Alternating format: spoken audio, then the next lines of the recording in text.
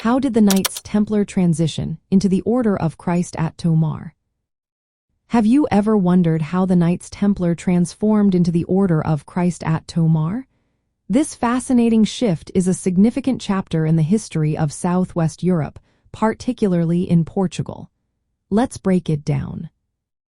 In the early 14th century, the Knights Templar faced suppression from the Pope. Their assets and influence were at risk of being lost. However, the Portuguese monarchy, led by King Dinis, had different plans.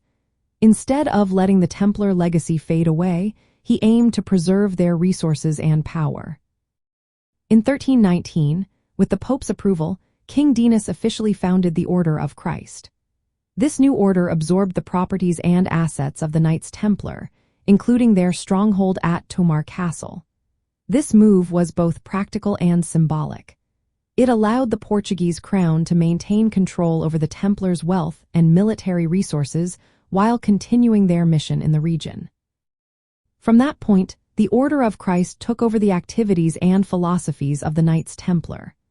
By 1357, the headquarters of the Order of Christ was established in Tomar, which became the center of their operations. Over the years, the site at Tomar was expanded and renovated, reflecting the evolving role of the order.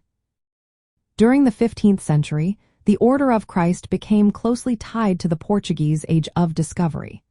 Prince Henry the Navigator was appointed Grand Master in 1420. He utilized the order's resources to sponsor voyages of exploration, expanding Portugal's influence overseas. By the early 16th century, under King Manuel I, the order underwent further changes. The Pope granted him the title of Grand Master, transforming the order from a monastic military organization into a royal institution.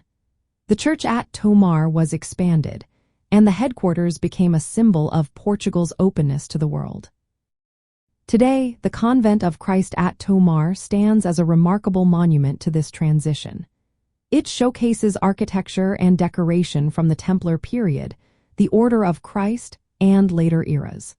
The site is a cultural and religious attraction, hosting annual meetings of modern Templar associations. Visitors can explore the convent, which is open to the public, offering tours and educational programs. Religious services are still held in the church, making it a living part of Portuguese and European history.